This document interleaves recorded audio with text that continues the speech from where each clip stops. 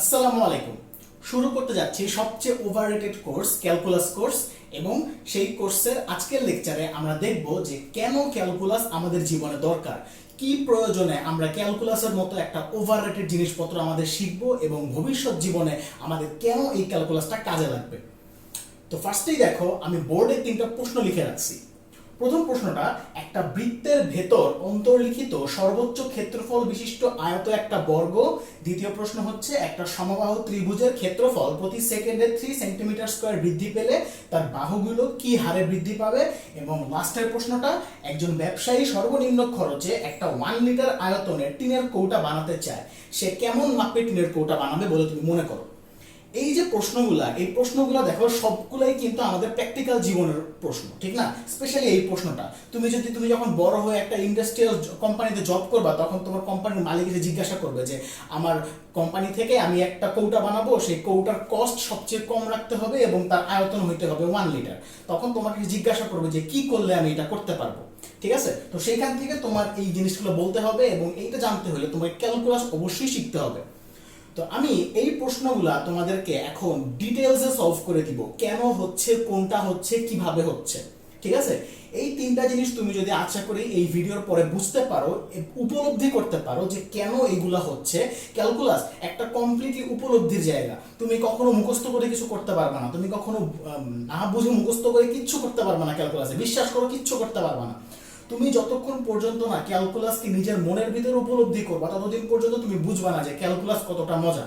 হ্যাঁ, ক্যালকুলাস অনেক ওভাররেটেড, আমি জানি। ক্যালকুলাস থেকে পরীক্ষায় আসে না, আমি জানি। কিন্তু এই ক্যালকুলাস তুমি যদি আজকে শিখে না রাখো, এখন যদি তুমি ভালো মতো ক্যালকুলাস শিখে না করো, বিশ্বাস করো, তুমি যদি ইঞ্জিনিয়ারিং সাবজেক্টে পড়ো, তুমি যদি সায়েন্সে পড়ো, তুমি যদি তোমার ভার্সিটি লাইফে, তুমি যদি তোমার পরবর্তী লাইফে সায়েন্সকে অনুসরণ করো, সায়েন্সকে পার্সিউ করো, তুমি বিশ্বাস করো তুমি ক্যালকুলাস ছাড়া কিচ্ছু করতে পারবে না। কেননা তুমি যেখানেই যাও না কেন ক্যালকুলাস তোমার লাগবে। তুমি আজকে ইন্টার লাইফে যা শিখতেছো, এর মধ্যে তোমাকে সবচেয়ে বেশি কাজে লাগাবে ক্যালকুলাস, ঠিক আছে? আর সেই ক্যালকুলাসের প্র্যাকটিক্যাল লাইফের অ্যাপ্লিকেশনগুলো আমি আজকে তোমাদের দেখাবো। তো ফার্স্টেই প্রথম প্রশ্নটা নিয়ে আমি একটু কথাবার্তা বলি। প্রথম প্রশ্নে বলছে, একটা বৃত্তের ভেতর অন্তর্লিখিত সর্বোচ্চ ক্ষেত্রফল বিশিষ্ট আয়ত হচ্ছে একটা বর্গ। তো এখন জিনিসটা আগে উপলব্ধি করো, আমি একটা বৃত্ত আঁকবো, ঠিক আছে? এই বৃত্তের ভিতরে আমি সবচেয়ে বেশি ক্ষেত্রফল বিশিষ্ট যে আয়তটা অঙ্কন করতে পারবো, সেটা অবশ্যই একটা বর্গ হবে। কিভাবে, খেয়াল করো। ধরো আমি এই একটা আয়ত আঁকলাম,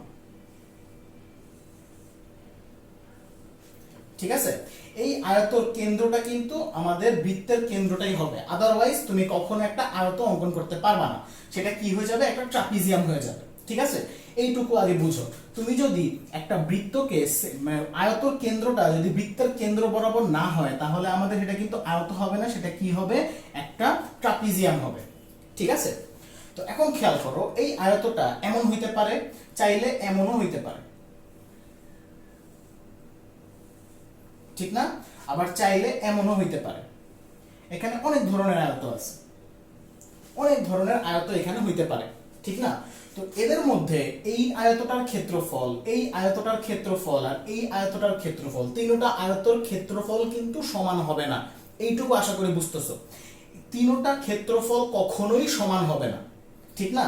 কেননা তুমি যদি ক্ষেত্রফল চিন্তা করো, আয়তক্ষেত্রের ক্ষেত্রফলের সূত্র কি? দৈর্ঘ্য গুণ প্রস্থ। তুমি ধরলা যে দৈর্ঘ্যটা হচ্ছে x আর প্রস্থটা হচ্ছে y, তো area is equal to X Y.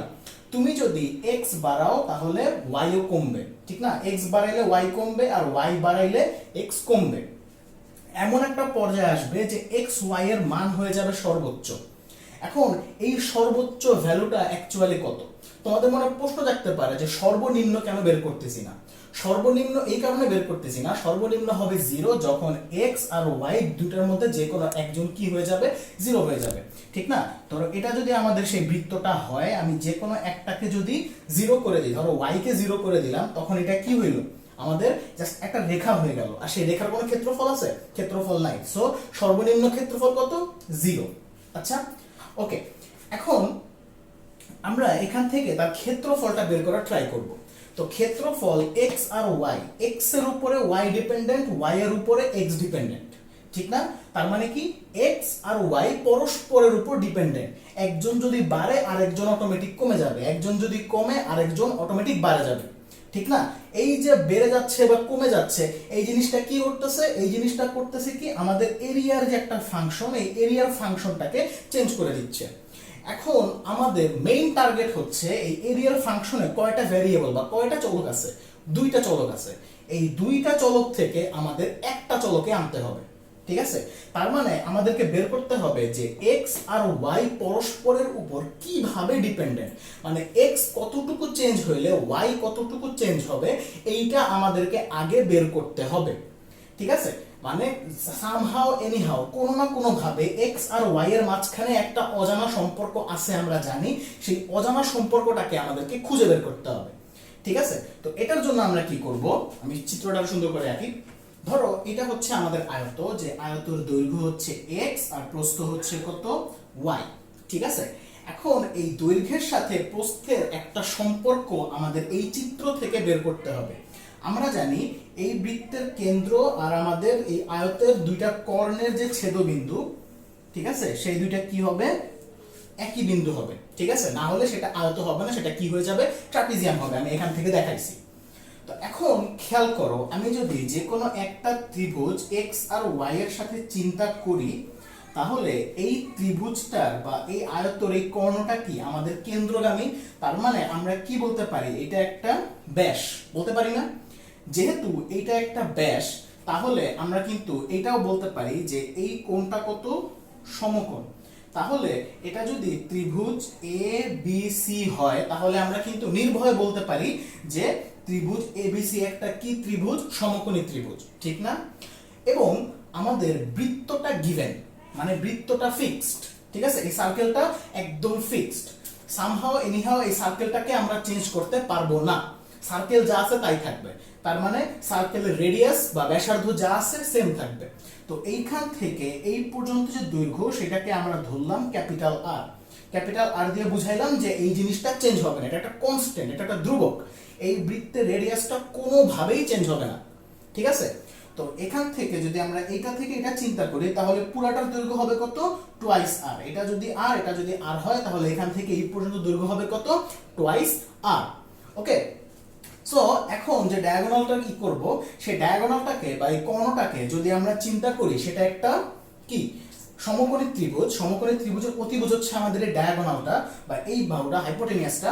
তখন আমরা কি করব, তার এই বাহু আর এই বাহুর স্কয়ারের যোগফল কি হবে, এই বাহুটার স্কয়ারের যোগফলের সমান হবে, ঠিক না?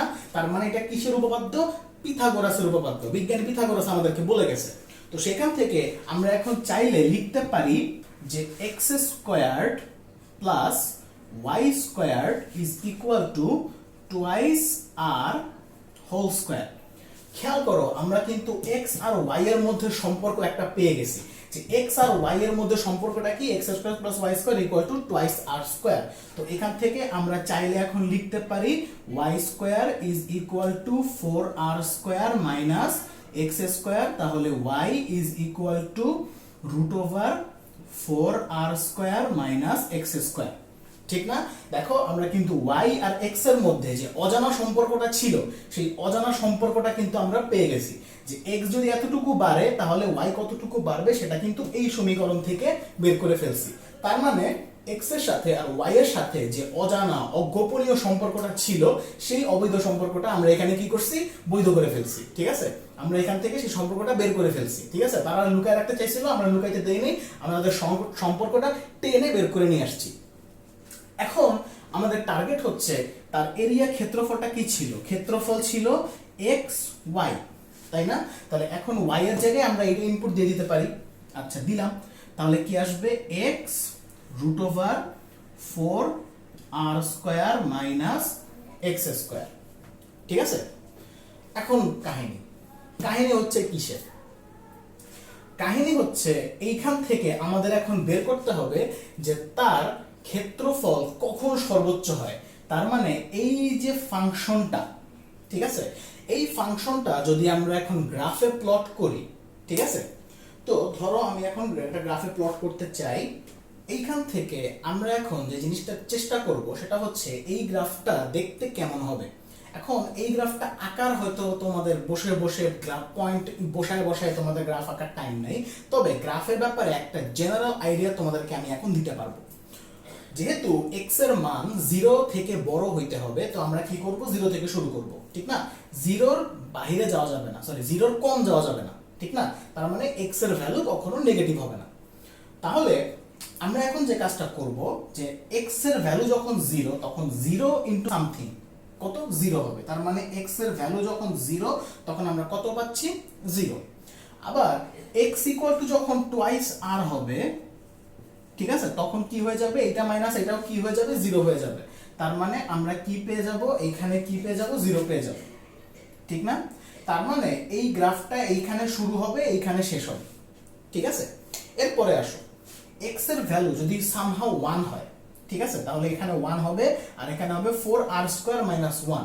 এটা অবশ্যই কি ভ্যালু, অবশ্যই একটা পজিটিভ ভ্যালু। ধরে নিলাম যে এইখান থেকে এই পর্যন্ত আমাদের কি আছে, 1 এর মধ্যেই আছে, তার মানে আমরা পজিটিভ একটা ভ্যালু পাচ্ছি। তার মানে আরেকটু বাড়াইলে আরেকটু ভ্যালু পাবো। এখন যদি ভ্যালুটা আস্তে আস্তে বাড়তেই থাকে, তাহলে কি সে এখানে এসে থামতে পারবে, এখানে শেষ হইতে পারবে? তা কিন্তু পারবে না। যদি বাড়তেই থাকে তখন কিন্তু সে বাড়তেই থাকবে, ঠিক না? এখানে যে কাহিনী হচ্ছে যে আমরা দেখতেছি এখানে শুরু, এখানে শেষ, এবং এখানে কি হইতেছে, সে বাড়তেছে, ঠিক না? তো যেহেতু বাড়তেছে, তার মানে আমাদের সে বাড়তে বাড়তে এমন একটা পর্যায়ে গিয়ে সে আবার কমা শুরু করবে, এবং কমতে কমতে সে আবার এখানে এসে থামবে, ঠিক আছে? এরকম একটা কার্ভ হবে। ওকে, তো আশা করি বুঝতে পারতেছো যে আমাদের এই জিনিসটা কি হবে, সে এইখান থেকে শুরু করে আবার এইখানে আসবে। যেহেতু এখানে শুরু এখানে শেষ, এটা বুঝতে পারছি, 0 0। তাহলে আবার এখান থেকে একটু বাড়াইলে কি হচ্ছে, তার ভ্যালুটা বৃদ্ধি পাচ্ছে। আবার যদি আমরা 2r থেকে সামান্য কমাইতাম, দেখতাম যে ভ্যালুটা এইখান থেকে আবার সামান্য বৃদ্ধি পাচ্ছে।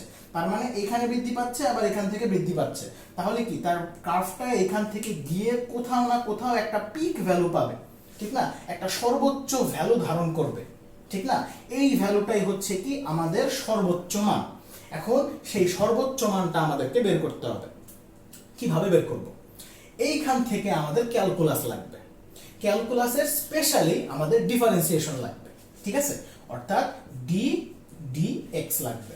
ওকে, এক্স দিয়ে কি বোঝায়? এক্স দিয়ে বোঝায় কোনো একটা ফাংশন বা কোনো একটা কিছু এক্স এর সাপেক্ষে কি হারে বৃদ্ধি পাচ্ছে বা হ্রাস পাচ্ছে বা পরিবর্তন হচ্ছে, সেইটা আমাদেরকে এক্স বুঝায় দেয়। এক্স এর অ্যাকচুয়াল সংজ্ঞা কি, কিভাবে আসছে, কেন তাকে দিয়ে আমরা কি বুঝাই, কেন এটাকে আমি ডি/ডিএক্স বলি না, ইত্যাদি আমি কোর্সের ডিটেইলস ইন ডেপথ আলোচনা করব। একদম বেসিক থেকে শুরু করব। তোমরা যারা জীবনে ক্যালকুলাস দেখো নাই তারাও এটা বুঝবা, ঠিক আছে? এইটুকু গ্যারান্টি দিচ্ছি আমি তোমাদের। তো এখানে যে কাজটা করব, আমরা এখন ডিবিএক্স ইউজ করব। হ্যাঁ, এখন এই ডিবিএক্সটা কেন ইউজ করব? ডিফারেন্সিয়েশন আমাদের কি কাজ করে, সে আমাদের পরিবর্তনের হার বলে দেয়। কার সাপেক্ষে? এই নিচে যে ভ্যারিয়েবলটা আছে তার সাপেক্ষে। তার মানে আমি যদি এক্স সামান্য বাড়াই, ধরো এখানে একটা ভ্যালু আছে, এখানে এক্স এর জন্য আমি এখানে একটা ভ্যালু পাচ্ছি, এক্স এর একটা ভ্যালু ইনপুট দিলাম, এখানে একটা ভ্যালু পাচ্ছি। এখন আমি যদি এক্স এর ভ্যালু সামান্য বাড়াই, তখন আমি কি পাবো, ওয়াই এর ভ্যালুটাও সামান্য বাড়তি পাবো, ঠিক না? আবার এইখানে আমি এক্স এর একটা ভ্যালু পাচ্ছি, এক্স এর একটু সামান্য বাড়াইলে আমি কি পাচ্ছি, আমাদের এক্স এর ভ্যালুটা কত হচ্ছে, একটু কমে যাচ্ছে, ওয়াই এর ভ্যালুটা একটু কমে যাচ্ছে, ঠিক না? তার মানে এখানে আবার কি হচ্ছে, ক্রমহ্রাসমান হচ্ছে। তার মানে আমাদের ফাংশনটা আস্তে আস্তে ক্রমবর্ধমান, এরপরে আবার আস্তে আস্তে কি ক্রমহ্রাসমান। এখন আমি যদি এই বিন্দুতে একটা স্পর্শক আঁকি, কেন স্পর্শক আঁকবো? কেননা ডিবিএক্স বা ডিফারেন্সিয়েশন আমাদেরকে ঢাল বলে দেয়। কিসের ঢাল বলে দেয়?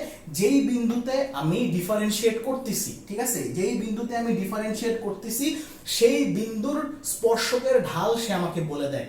অর্থাৎ আমি যদি এখানে এখন একটা স্পর্শক আঁকি, এই স্পর্শকের ঢাল কত হবে সেইটা আমি এই বিন্দুর ডিফারেন্সিয়েশন দিয়ে বলতে পারবো। ধরো একটা ফাংশন আছে, সেই ফাংশনটা হচ্ছে সবচেয়ে কঠিন ফাংশন, সেটা হচ্ছে কি এক্স স্কোয়ার। এর চেয়ে কঠিন ফাংশন কি পৃথিবীতে কেউ দেখে নাই। এই এক্স স্কোয়ারকে যদি আমরা এখন ডিফারেন্সিয়েট করি, ঠিক আছে, ডিফারেন্সিয়েট করার পরে আমরা যদি জিজ্ঞাসা করি যে y equal to x square, এই ফাংশনটা x ইকুয়াল টু 4 বিন্দুতে ঢাল কত, ঠিক আছে? ধরো y is equal to x square দেখতে কেমন, এমন না?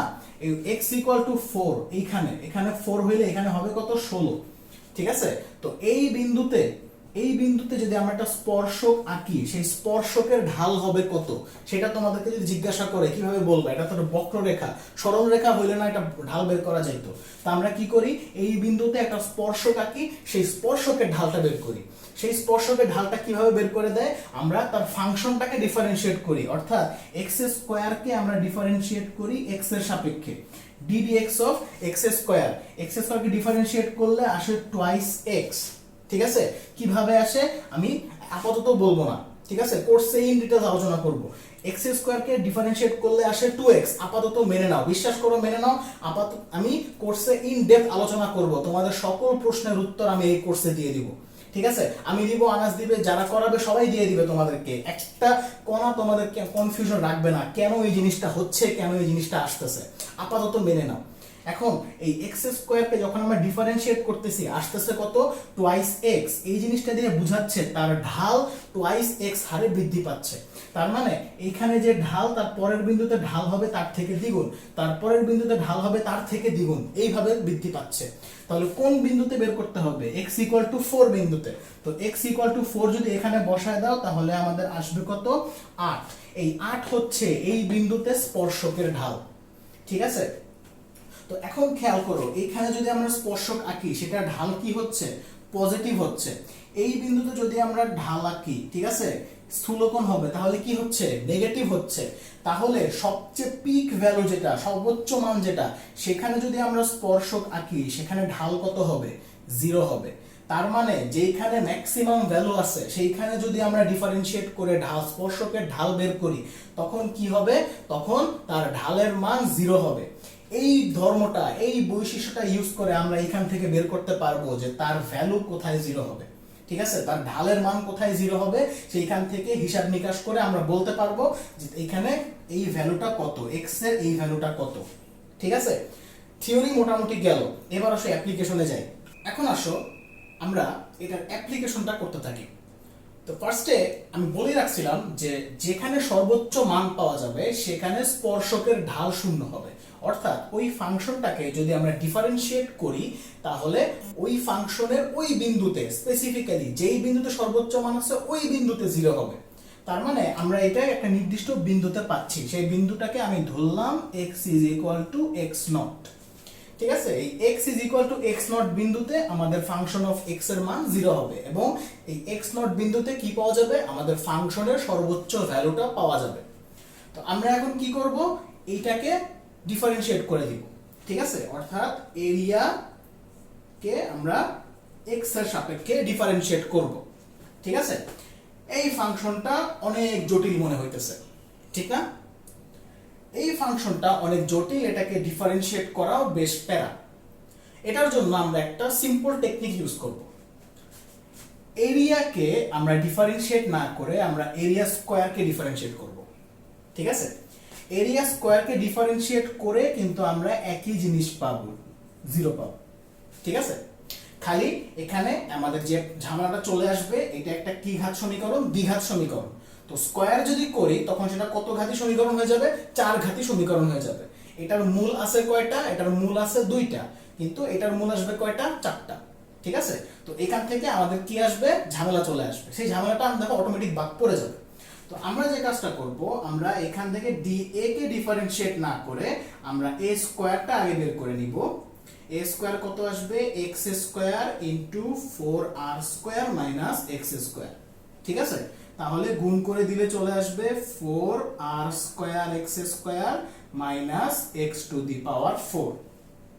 এখন এইটাকে ডিফারেন্সিয়েট করলেও কিন্তু আমাদের কি হবে, 0ই হবে, কারণ আমরা আলটিমেটলি এই জিনিসটাকেই স্কয়ার করতেছি, ঠিক না? আর যেহেতু এইটার ম্যাক্সিমাম ভ্যালু হবে যা, এটার স্কয়ারের ম্যাক্সিমাম ভ্যালু কিন্তু ওই বিন্দুতেই পাওয়া যাবে। ঠিক আছে, মানে এই ফাংশনটা যদি এমন হয়, ঠিক আছে, এটাকে স্কয়ার করলে আমরা জাস্ট ফাংশনটা এমন পাবো। এইখানে যে ভ্যালুটা পাচ্ছি এইখানেও সে একই জায়গায় অন্য একটা ভ্যালু পাবো, ঠিক আছে, কিন্তু এইখানেও স্পর্শকের ঢাল 0, এইখানেও স্পর্শকের ঢাল 0, তাই আমরা স্কয়ার করে ডিফারেন্সিয়েট করব আমাদের সুবিধার জন্য। ঠিক আছে, তো এখন যদি আমরা এটাকে ডিফারেন্সিয়েট করি, দেখো ডিফারেন্সিয়েট করব এইটাকে এবং এইটাকে আলাদা আলাদা, অর্থাৎ ddx of 4r square x square minus ddx of x to the power 4। ঠিক আছে, তো এখান থেকে দেখো আর কিন্তু একটা কনস্ট্যান্ট, 4 ও একটা কনস্ট্যান্ট, সুতরাং এই পুরাটা টার্ম কনস্ট্যান্ট, কনস্ট্যান্ট বাইরে চলে আসে ddx এর, তাহলে কি 4r² বাইরে চলে আসবে।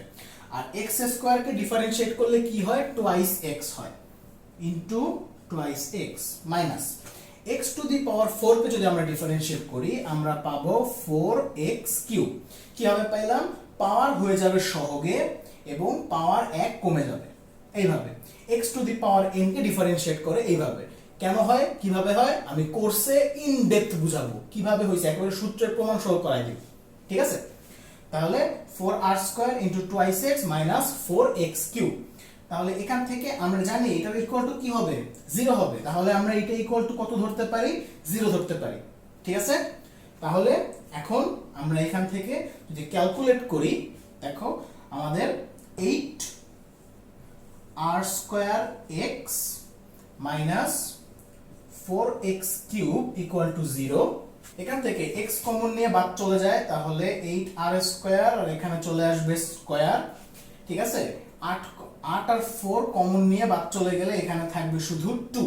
তাহলে আমরা বলতে পারি x² is equal two twice r², তাহলে x is equal two √2r। ঠিক আছে, দেখো x ইকুয়াল টু কত আসলো, √2r। এখন কি করতে হবে, আমরা এটার x পেয়ে গেছি, y পাইতে হবে। y ইকুয়াল টু কি ছিল, 4r² মাইনাস x² বসায় দাও, তাহলে y is equal two √4r², x² কত 2r², তাহলে মাইনাস 2r² থাকে 2r² রুট করলে থাকবে √2r। দেখো আমাদের x আর y এর ভ্যালু কিন্তু সেম আসতেছে, যেহেতু আয়তক্ষেত্রের x আর y এর ভ্যালু সেম, তাহলে এই আয়তক্ষেত্রটা কি হবে, বাই ডিফল্ট একটা বর্গ হবে। ঠিক আছে, তো আশা করি এই পুরো প্রশ্নের থিওরিটা তোমরা A to Z বুঝতে পারছো। যে সব জায়গায় তোমাদের ক্লিয়ার নাই, স্পেসিফিক্যালি ডিফারেন্সিয়েট করলে কি হয়, ডিফারেন্সিয়েশন কি, এগুলো আমি পুরো কোর্সের অন্যান্য ভিডিওতে ইন ডেপথ আলোচনা করব, তোমরা ভয় পেও না। ওকে, আপাতত যেটুকু আমি বলছি তোমাদেরকে মেনে নিতে, সেইটুকু তোমরা মেনে নাও। কেন হচ্ছে, কিভাবে হচ্ছে, আমি অবশ্যই তোমাদের সাথে খুব ভালো মতো আলোচনা করব, যাতে তোমাদের কোনো ধরনের কনফিউশন না থাকে। ওকে, তো চলো বাকি দুটো প্রশ্নের দিকে আগে। এটা দেখো, একটা সমবাহু ত্রিভুজের ক্ষেত্রফল প্রতি সেকেন্ডে 3 সেন্টিমিটার স্কয়ার করে বৃদ্ধি পাচ্ছে, তাহলে তার বাহুগুলোর বৃদ্ধির হার কত? প্রশ্নটা আগে বুঝো। ধরো একটা সমবাহু ত্রিভুজ আছে, ঠিক আছে, এই সমবাহু ত্রিভুজের প্রত্যেকটা বাহুর ক্ষেত্রফল, প্রত্যেকটা বাহুর দৈর্ঘ্য কত হইল, a হইল, এবং সেই ত্রিভুজটা কি করতেছে, আস্তে আস্তে বৃদ্ধি পাচ্ছে। কতটুকু, ধরো 1 সেকেন্ড পরে সে এতটুকু বৃদ্ধি পাইল। তাহলে তার এই যে এক্সট্রা ক্ষেত্রফলটুকু বৃদ্ধি পাইছে না, এই এক্সট্রা ক্ষেত্রফলটুকু হচ্ছে 3 সেন্টিমিটার স্কয়ার। ঠিক আছে, আরো 1 সেকেন্ড পরে যতটুকু বৃদ্ধি পাইল সেইটুকুও কত হবে, সেইটুকুও 3 সেন্টিমিটার স্কয়ার হবে। ঠিক আছে, সেইটুকুও 3 সেন্টিমিটার স্কয়ার হবে। এখন কথা হচ্ছে এই যে ক্ষেত্রফল বৃদ্ধি পাচ্ছে, প্রত্যেকটা ক্ষেত্রফল বের হওয়ার সময় তার কি আছে, তার বাহুগুলোও কি বৃদ্ধি পাচ্ছে না? তো এই বাহুগুলা কতটুকু করে বৃদ্ধি পাচ্ছে প্রতি সেকেন্ডে, সেইটা আমাদেরকে বের করতে হবে। ঠিক আছে, তো খেয়াল করো, এখানে আমাদের কি একটা জিনিস বুঝতে হবে, যে আমাদের এটার ক্ষেত্রফল হচ্ছে টাইমের একটা ফাংশন। ঠিক আছে, টাইমের উপর ডিপেন্ড করতেছে তার ক্ষেত্রফল। একটা নির্দিষ্ট অ্যামাউন্টের টাইম তুমি যদি ইনপুট দাও, সে তোমাকে ওই অ্যামাউন্টের ক্ষেত্রফলটা বলে দিবে। ঠিক আছে, আবার তার বাহুগুলা ছোট হাতের a, এইটাও কিন্তু আমাদের টাইমের আরেকটা ফাংশন। ঠিক আছে, তার মানে আমাদের এরিয়াও টাইমের ফাংশন, বাহুগুলাও কি টাইমের ফাংশন। তো আমাদেরকে যে জিনিসটা দেওয়া আছে সেটা হচ্ছে এরিয়া টাইমের সাপেক্ষে কতটুকু বৃদ্ধি পাচ্ছে বা পরিবর্তন হচ্ছে। তো আমাদের অ্যাকচুয়ালি যেটা দেওয়া আছে সেটা দেওয়া আছে dA dt, আর কিচ্ছু দেওয়া নেই। ঠিক আছে, আমাদের দেওয়া আছে dA dt, এটার ভ্যালু কত, 3।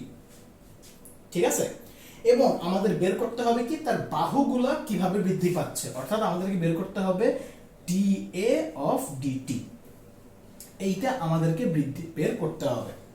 ঠিক আছে, কিভাবে বের করব, এটা হচ্ছে আমাদের প্রশ্ন।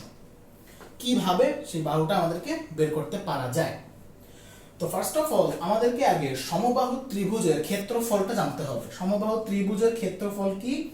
√3/4 a স্কয়ার, ঠিক না? এটা হচ্ছে সমবাহু ত্রিভুজের ক্ষেত্রফল। তো আমাদেরকে দেওয়া আছে কি টাইমের সাপেক্ষে এরিয়ার ক্ষেত্রফল। তো আমরা কি করতে পারি, এটাকে টাইমের সাপেক্ষে ডিফারেন্সিয়েট করে দিতে পারি, ঠিক আছে?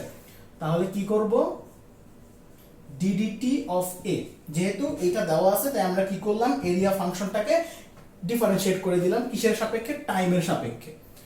ddt অফ √3/4 a স্কয়ার, ঠিক আছে? এই ভ্যালুটা আমাদের দেওয়া আছে, আছে না? তো এই ভ্যালুটা আমরা কি করব, বসাই দিব। এই ভ্যালুটা হচ্ছে 3 ইজ ইকুয়াল টু √3/4। এখন আমরা টাইমের সাপেক্ষে a স্কয়ারকে ডিফারেন্সিয়েট করব। a একটা ভ্যারিয়েবল, t হচ্ছে আরেকটা ভ্যারিয়েবল, ঠিক আছে? তো যখন আমাদের ভ্যারিয়েবল ম্যাচ করে না তখন আমরা ধরে নিই যে এটা একটা কনস্ট্যান্ট আছে, ঠিক না? কিন্তু এখানে আমরা কনস্ট্যান্ট হিসেবে ইউজ করতে পারবো না a স্কয়ারকে। যদি এটা x হইতো, এখানেও x হইতো, আমরা খুব সহজেই ওকে ডিফারেন্সিয়েট করে দিতে পারতাম। কিন্তু এখানে আমরা এটাকে ইউজ করতে পারবো না, কেননা আমাদের এরিয়া কিন্তু টাইমের উপরে, সরি এরিয়া তো না, আমাদের বাহুগুলোও কিন্তু টাইমের উপর ডিপেন্ড করতেছে। তার মানে এটাও টাইমের একটা ফাংশন, তাহলে a স্কয়ারও কি হবে, টাইমের একটা ফাংশন হবে। তো এখন আমরা তাহলে ddt অফ a স্কয়ার কিভাবে বের করব? ddt অফ a স্কয়ার আমরা এখন কিভাবে বের করব সেটা হচ্ছে প্রশ্ন। আমরা ওকে টাইমের সাপেক্ষে ডিফারেন্সিয়েট না করে আমরা ওকে কি করব, a এর সাপেক্ষে ডিফারেন্সিয়েট করব, dda অফ a স্কয়ার, ঠিক আছে? এখন কথা হচ্ছে এখানে ছিল dt আর এখানে আমি কি নিয়ে আসছি, dA নিয়ে আসছি, ঠিক আছে? তো dt ছিল নিচে, তাই আমি এখানে গুণ দিয়ে নিচে লিখে দিব dt, আর এখানে নিচে আমি একটা এক্সট্রা dA আনছিলাম, তাহলে সেই dA টা উপরে চলে যাবে। এটা হচ্ছে যারা বোকা তারা এভাবে মনে রাখে, ঠিক আছে? এই জিনিসটা অ্যাকচুয়ালি চেইন রুল নামে একটা রুল থেকে আসছে, ঠিক আছে? এই চেইন রুল হচ্ছে আমাদের ডিফারেন্সিয়েশনের সবচেয়ে বেসিক একটা জায়গা। চেইন রুল না জানলে তুমি যে কোনো ধরনের ডিফারেন্সিয়েশন করতে পারবা না, ঠিক আছে? চেইন রুল সম্পর্কে বিস্তারিত আলোচনা আমি পরে আলোচনা করব, ঠিক আছে? কিন্তু মনে রাখবা, আপাতত আমি যেভাবে বুঝাই দিলাম এইভাবেই মনে রাখো। আজকের জন্য বোকা হও, ঠিক আছে? তোমাদেরকে বুদ্ধিমান আমি বানাই দিব, তোমরা ভয় পাও না। আজকের জন্য বোকা হও, আমি এখানে এর সাপেক্ষে ডিফারেন্সিয়েট করব। এখানে এক্সট্রা a আনছি নিচে, তাই a কে বাদ দেওয়ার জন্য উপরে d আনছি, আর এখানে dt ছিল তাই dt কে নিচে রেখে দিছি, ঠিক আছে? আমাদের দেখো এই জিনিসটাই কিন্তু বের করতে বলছে, ঠিক না? a টাইমের সাপেক্ষে কতটুকু বৃদ্ধি পাচ্ছে। তো আমরা এখন কি করব, এটাকে ডিফারেন্সিয়েট করে দিব। তাহলে dda অফ a স্কয়ার কত হবে, টুয়াইস a হবে। তার মানে এটা করলে কত হবে, টুয়াইস a dA dt, ঠিক আছে? তাহলে আমাদের 3 ইজ ইকুয়াল টু কি দাঁড়ায়, √3/4 ইনটু কি, twice a into dA dt, ঠিক আছে? তাহলে আমরা যদি এখন এই জিনিসটা এখান থেকে কনভার্ট করে নেই, 2 এখানে চলে গেলে এখানে চলে আসবে 2, √3 চলে গেলে এখানে চলে আসবে √3, তাহলে কি আসবে, এখান থেকে আমরা এখন ক্যালকুলেট করতে পারি 2√3/a is equal two dA dt, ঠিক আছে? এখানে a এর মানটা আমাদের দিয়ে দেওয়া থাকতে হবে। এই এটা কি আমাদের একদম শুরুতে এই বাহুটার দৈর্ঘ্য কত ছিল, মানে একদম টাইম যখন 0 তখন তার বাহুটা কত ছিল, সেইটা হচ্ছে গিয়ে আমাদের a এর ভ্যালুটা, ঠিক আছে?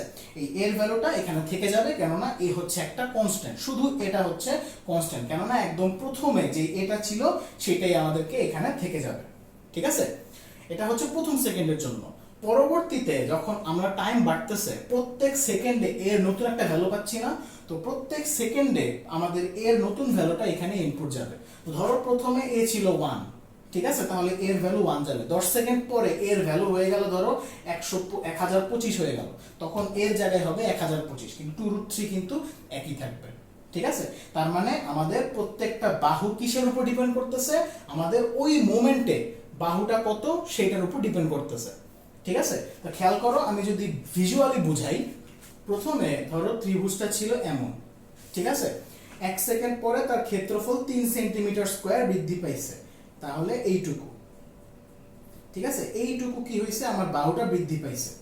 এরপরে যদি আরো 3 সেন্টিমিটার স্কয়ার বৃদ্ধি পাইতে হয়, তখন কিন্তু আমাদের বাহুগুলো একটু কম বৃদ্ধি পাবে, ঠিক না? আরো 3 সেন্টিমিটার স্কয়ার বৃদ্ধি পাইলে আমাদের বাহুগুলো আরো কম বৃদ্ধি পাবে, এরপরে আরো কম, কিন্তু ক্ষেত্রফলের পরিমাণটা কিন্তু সেম আছে। ঠিক আছে, যার জন্য প্রত্যেক মোমেন্টে যেই বাহুর দৈর্ঘ্যটা আছে সেই বাহুর দৈর্ঘ্যের উপর ডিপেন্ড করে আমাদের পরবর্তীতে তার বাহুর দৈর্ঘ্যটা কত হবে। ঠিক আছে, আশা করি বুঝতে পারছো ব্যাপারটা। একটু কনফিউজিং মনে হচ্ছে, বাট কোর্স যখন তোমরা করবা শুরু থেকে, আমি যখন এই ক্লাসটা আবার নিব তোমাদের, তখন তোমরা বুঝতে পারবা যে এই জিনিসটা কেন হচ্ছে। ঠিক আছে, তখন আমি এরকম সহজ সহজ প্রবলেম নিয়ে আলোচনা করব না, তখন আমি ইনশাল্লাহ আরো কঠিন প্রবলেমে যাব। ঠিক আছে, চলো পরের প্রবলেমে যাই, লাস্টের আজকের এই লাস্ট কোশ্চেনটা দেখো। বলছে একজন ব্যবসায়ী সর্বনিম্ন খরচে 1 লিটার টিনের কৌটা বানাতে চায়। তার মানে সে একটা টিনের কৌটা বানাবে, সেই টিনের কৌটাটা কি হবে, আয়তন হবে 1 লিটার, এটা ফিক্সড। ঠিক আছে, তার মানে তার যে আয়তনটা, সেই আয়তনটা ফিক্স থাকবে।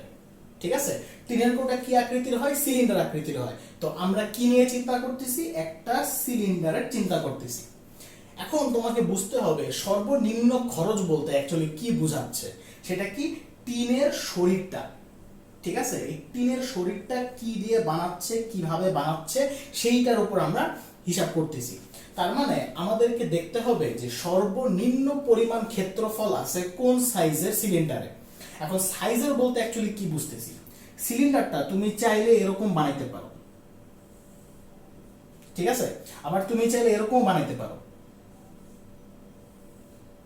ঠিক না? শর্ত হচ্ছে তার আয়তনটাকে কি রাখতে হবে, 1 লিটার থাকতে হবে বা 1000 সেন্টিমিটার কিউব রাখতে হবে।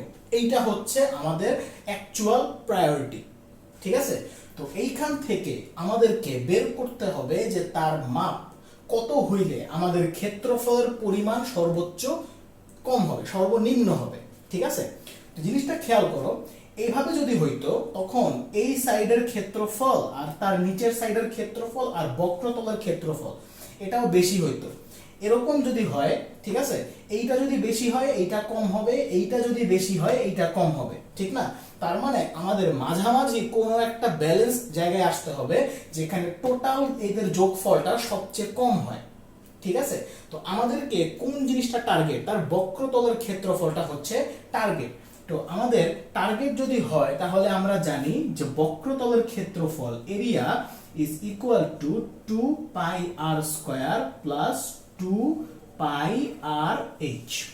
ঠিক আছে, 2 পাই আর স্কয়ার, এই তলটা হচ্ছে পাই আর স্কয়ার, আর নিচে আরেকটা তল আছে সেইটাও পাই আর স্কয়ার, আর এইটার ক্ষেত্রফল কত, বক্রতলের ক্ষেত্রফল হচ্ছে 2 পাই আর ইনটু এইচ। এই সিম্পল জ্যামিতি তোমরা আগে জানো। তো এখান থেকে আমাদের অ্যাকচুয়ালি কি বের করতে হবে, এই ফাংশনটার ভ্যালু সবচেয়ে কম কখন হয়। আমি একটু আগে বলছিলাম যে এই ফাংশনটা তুমি যদি ড্র করো তো দেখো যে আর এর সাথে আমাদের কিসের সম্পর্ক আছে, এইচ এর সম্পর্ক আছে, তাই না? তো আমাদেরকে আর এর সাথে এইচ এর একটা সম্পর্ক বের করে আনতে হবে। তো এই অজানা সম্পর্ক, এই অবৈধ সম্পর্কটাকে আমাদেরকে জানতে হবে, আমাদেরকে বৈধ করতে হবে, কোর্টে রায় দিতে হবে যে এই সম্পর্কটা ওদের মাঝখানে আছে। তো এখন আমাদের যে সম্পর্কটা বের করতে হবে সেটার জন্য আমাদেরকে কে হেল্প করবে, সে আমাদেরকে হেল্প করবে এই 1000 সেন্টিমিটার কিউবের এই ভ্যালুটা। ঠিক আছে, কেননা সিলিন্ডারের আয়তনটা কি ফিক্সড, সো সিলিন্ডারের আয়তনের সূত্র কি, V is equal to pi R square H, তাই না? তাহলে এখান থেকে দেখো V এর ভ্যালুটা কত, 1000 সেন্টিমিটার কিউব। 1000 কেন নিচ্ছি, যাতে আমাদের এককগুলো সব সেন্টিমিটারে আসে। তাহলে এখান থেকে আমরা চাইলে এখন বলতে পারি h ইজ ইকুয়াল টু কত, h is equal to 1000 by pi R square.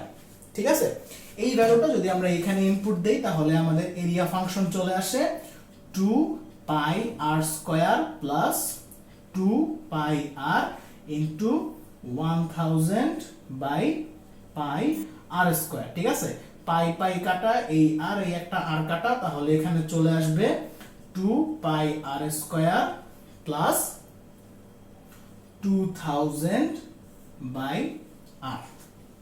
ঠিক আছে, তো এখন এটা হচ্ছে কি আমাদের এরিয়া ফাংশন। তো এই ফাংশনটাকে তুমি যদি গ্রাফে ড্র করো তাহলে গ্রাফটা দাঁড়াবে এমন। এটার গ্রাফ যদি তুমি আঁকো দেখবা যে এই গ্রাফটা এমন দাঁড়াচ্ছে, ঠিক আছে? তার মানে খেয়াল করো যে এইখানে একটা সর্বনিম্ন ভ্যালু আছে।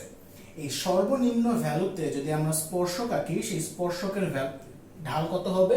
0 হবে, সেই প্রথম প্রবলেমটার মতো। অর্থাৎ এইটাকে যদি আমরা এখন ডিফারেন্সিয়েট করি, ডিফারেন্সিয়েট করলে কি পেয়ে যাব? 0 পেয়ে যাব, ঠিক না? তো এখন ডিফারেন্সিয়েট করি আসো। তাহলে dA কার সাপেক্ষে করব? ভ্যারিয়েবল তো একটাই আছে আর, তাহলে r এর সাপেক্ষে করব।